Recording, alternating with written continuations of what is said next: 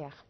Le président Abdel Fattah el-Sisi a rencontré hier les dirigeants de plusieurs grandes entreprises internationales opérant dans le secteur industriel, participant à la 3e édition du Forum et Salon international annuel de l'industrie organisé en Égypte du 25 au 27 novembre. La réunion s'est tenue en présence du Premier ministre Mustafa Madbouli et de l'ingénieur Mohamed Zaki El-Souidi, président de la Fédération des industries égyptiennes. Plus de détails dans ce commentaire.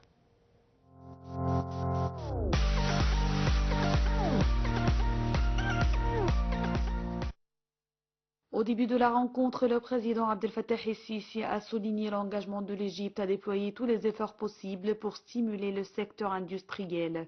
Il a mis l'accent sur la volonté de localiser l'industrie, encourager l'utilisation de la technologie dans ce domaine, développer des industries technologiques spécialisées, renforcer les petites et moyennes entreprises et améliorer leur compétitivité. Le chef de l'État a également évoqué les mesures prises par l'Égypte pour améliorer le climat d'investissement, surmonter les obstacles auxquels font face les investisseurs et développer l'environnement des affaires. Il a réaffirmé que le gouvernement égyptien continuerait à œuvrer pour lever les obstacles entravant les investisseurs. Dans ce cadre, le président el-Sisi a insisté sur l'importance pour l'Égypte d'activer des partenariats avec des entités régionales et internationales afin de servir les intérêts du pays et des investisseurs. Il a affirmé que l'État, dans son engagement à soutenir le secteur industriel, était prêt à renforcer la coopération avec le secteur privé étranger à travers la mise en œuvre de projets conjoints, garantissant ainsi le transfert de savoir-faire à la main-d'œuvre égyptienne. Il a souligné que ces projets devaient viser une augmentation significative de la composante locale dans les produits finaux et localisation de la fabrication des intrants. Le président el-Sisi a également souligné que plusieurs secteurs étaient prioritaires pour l'Égypte dans ses efforts de localisation de l'industrie, notamment l'investissement dans les équipements pour le dessalement et le recyclage de l'eau, afin de soutenir les projets nationaux connexes.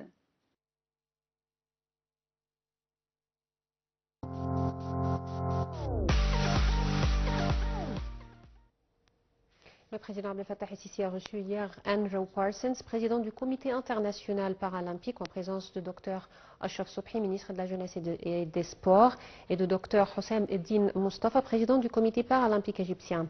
Le président el-Sisi a souligné l'attention particulière que l'État accorde aux citoyens aux besoins spéciaux. Les détails dans ce commentaire.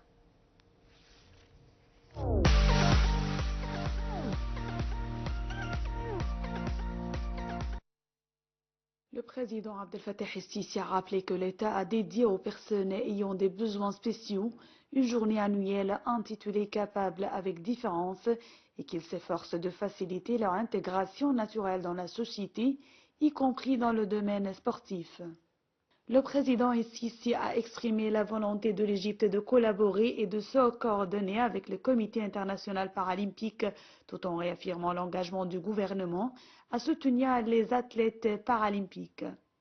Il a également mentionné les avancées sans précédent réalisées par l'État égyptien au cours des 10 dernières années dans les infrastructures sportives, notamment avec la création de la ville olympique, dans la nouvelle capitale administrative, prête à accueillir des événements et compétitions sportives majeures, conformément aux normes internationales. Le porte-parole de la présidence a ajouté que M. Andrew Parsons a exprimé sa grande reconnaissance pour les efforts du président égyptien en faveur du développement du sport en général et de l'autonomisation des athlètes paralympiques égyptiens. Il a également salué les progrès considérables réalisés en Égypte dans les infrastructures sportives, notamment dans la construction d'installations conformes aux normes internationales pour soutenir les athlètes, y compris ceux aux capacités exceptionnelles. De plus, il a souligné les efforts de modernisation des systèmes de motivation de camp et d'entraînement pour les athlètes paralympiques, tout en exprimant son enthousiasme pour une coopération accrue avec l'Égypte, particulièrement à l'approche de l'organisation par l'Égypte de plusieurs événements et compétitions paralympiques internationaux dans un avenir proche.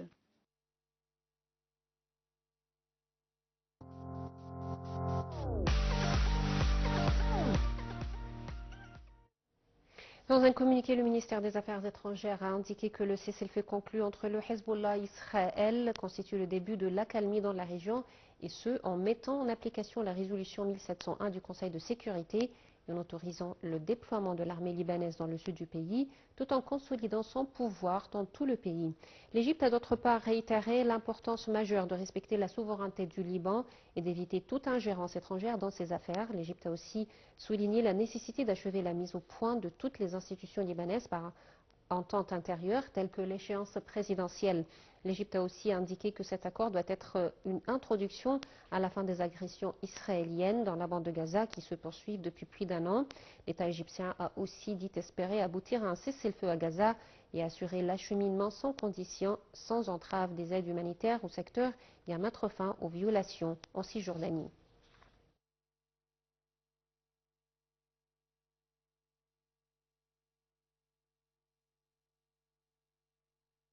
Et pour plus d'explications sur ce sujet, nous avons le plaisir d'avoir avec nous en ligne son Excellence Monsieur l'ambassadeur Medhat El-Mili, ex-ministre adjoint des Affaires étrangères.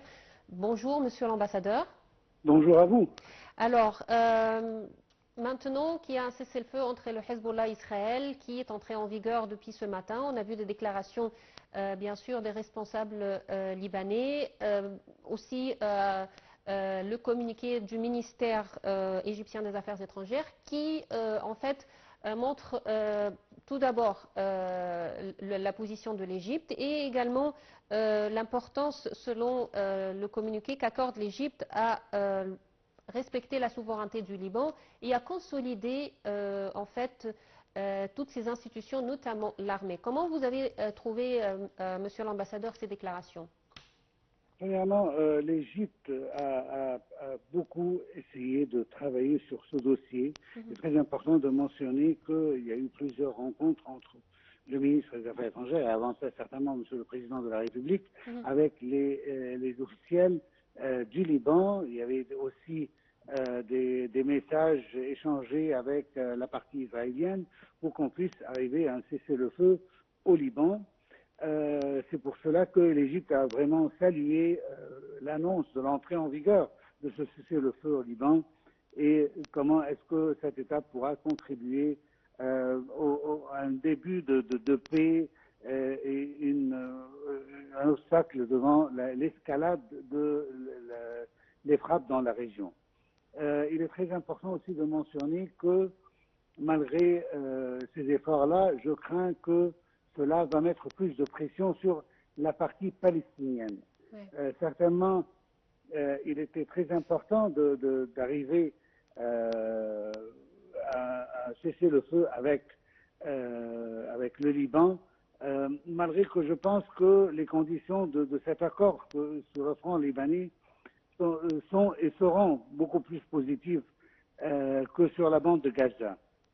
Certainement, cela est dû au fait que le Hezbollah a confié cette fois la tâche de négociation au gouvernement officiel libanais et n'oublions pas que le Liban est un pays souverain avec d'excellentes relations avec plusieurs autres pays du monde, notamment avec la France.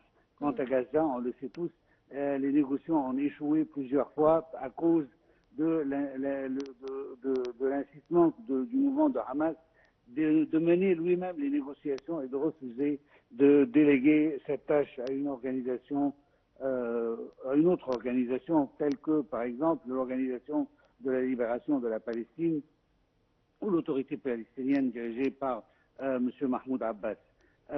Certainement, l'échec est également dû à la présence de la division géographique et politique palestinienne entre la bande de Gaza et la Cisjordanie et l'absence d'un État souverain capable de gérer les négociations contre Israël. Cela dit, j'espère que Israël va respecter son engagement, notamment qu'il reste deux mois avant le retrait complet des forces israéliennes. Israël a, si on parle du point de vue calcul mathématique, alors le chiffre pour la reconstruction du Liban s'élève à plus de 3 milliards de dollars, sans oublier les dizaines et les centaines de morts aussi des dizaines de milliers de blessés.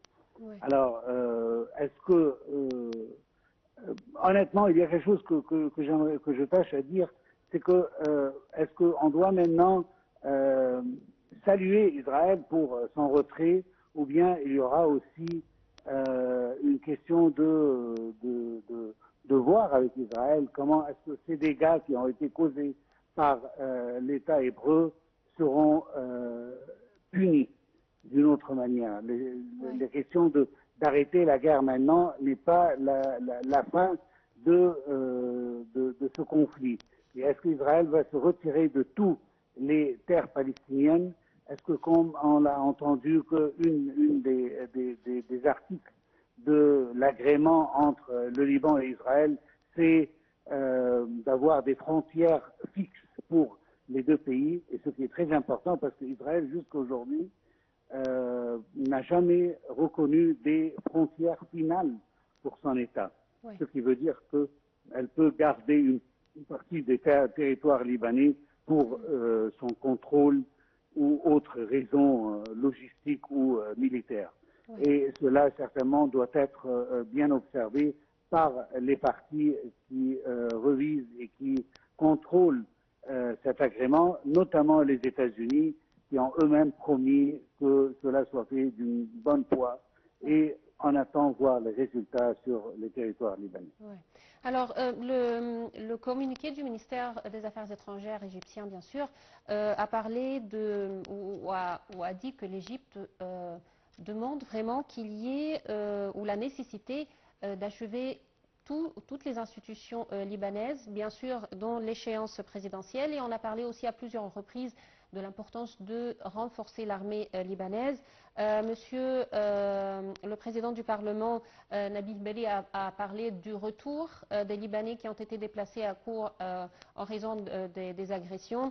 Également, le Premier ministre Najib Mikati, dans cette conférence de presse qui était juste avant notre programme, il a parlé aussi, encore une fois, du renforcement du rôle de l'armée libanaise dans le sud. Alors, comment vous voyez l'importance d'un retour rapide de la vie normale au Liban, avec des institutions bien construites, avec un président bien sûr en tête du pays, pour éviter toute escalade, toute aggravation, et pour aussi imposer un respect de ce cessez-le-feu de la part du Hezbollah aussi bien que de la part d'Israël? Bon, alors, premièrement, on doit essayer de nous analyser nous-mêmes pour voir la position. Certainement, il y a un grand défi devant les Libanais, c'est de reconstruire leur institution officielle du pays, et certainement l'élection ou le choix d'un président de la République. Je pense que cela va continuer toutes les institutions constitutionnelles libanaises, ce qui peut montrer une certaine force et puissance au pays. Il est très important aussi que les Libanais, l'armée libanaise, je veux dire, telle que promis, et c'est une exigence israélienne avant tout, n'oublions pas cela, se répand sur les frontières libanaises, les frontières sud du Liban.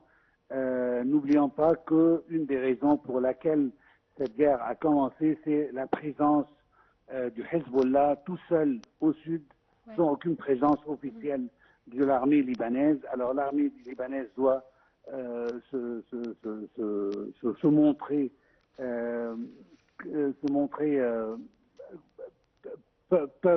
capable de contrôler ses propres frontières, qu'il n'y a pas de tir ou de frappe à partir du Liban qui soit que de l'armée israélienne. Cela dit, il est très important aussi dans les efforts de la reconstruction du Liban que le Liban ait une armée forte et capable de contrôler ses frontières. Cela, c'est un point très important. Ce n'est pas une question seulement de personnel qui soit présent pour une présence symbolique sur les frontières sud du Liban, mais aussi capable de se défendre et de défendre le pays contre toute agression israélienne si ça se passe au futur.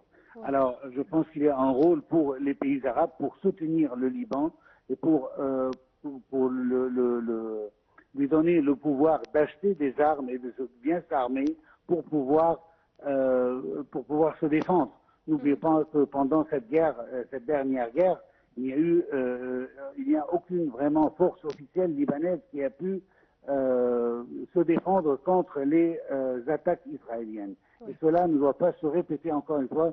Si l'armée libanaise, c'est elle qui va assumer le contrôle du sud du Liban, alors elle doit être bien armée, elle doit être bien capable de se défendre contre aucune agression future israélienne. Et d'ici vient l'importance de les pays arabes et les pays qui tiennent à avoir une force libanaise capable de défendre le pays. Monsieur l'ambassadeur Medhat El-Meliki, je vous remercie infiniment. Merci beaucoup.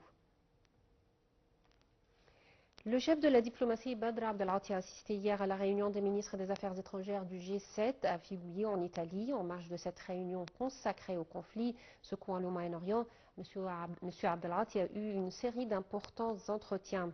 Le ministre des Affaires étrangères, de l'immigration et des expatriés a affirmé que la sécurité et la stabilité ne seraient instaurées dans la région tant que le peuple palestinien n'a pas récupéré ses droits légitimes et tant que l'occupation israélienne persiste sur les territoires palestiniens. Cette déclaration a été faite par M. Abdelghati lors de son entretien avec le secrétaire d'État américain Anthony Blinken en marge de la réunion des ministres des Affaires étrangères du G7. M. Abdelghati a aussi réitéré que la poursuite de l'agression israélienne contre le peuple palestinien a un impact désastreux sur le monde entier, notamment à la lumière de la violation israélienne de tous les droits internationaux.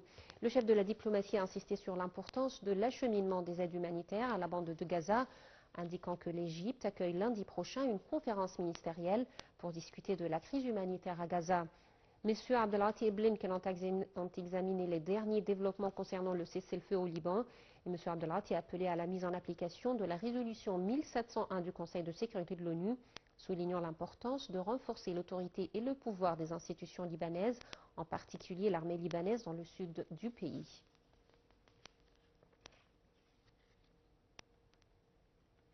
Et toujours en marge des réunions du G7, M. Abdelghati s'est réuni avec son homologue italien Antonio Tajani. Au cours de la réunion, le ministre des Affaires étrangères a réitéré l'importance d'un cessez-le-feu immédiat dans la bande de Gaza et de l'acheminement des aides humanitaires sans entrave au secteur. Les deux ministres ont discuté des derniers développements au Moyen-Orient ainsi que des relations bilatérales distinguées à tous les niveaux et de la coordination à haut niveau entre les deux pays. M. Abdelghati et M. Tajani se sont accordés également à activer le Conseil des affaires égypto-italien pour consolider les relations entre les deux secteurs publics et privés. Dans sa allocution prononcée lors de la réunion des ministres des Affaires étrangères du G7, M. Abdelghati a souligné la nécessité de parvenir à un cessez-le-feu immédiat dans la bande de Gaza et d'assurer l'acheminement sans condition des aides humanitaires aux Palestiniens dans le secteur. Il a réitéré que l'Égypte refuse catégoriquement toute tentative visant à déplacer les Palestiniens et à entraver le travail des agences de l'ONU dans l'UNRWA.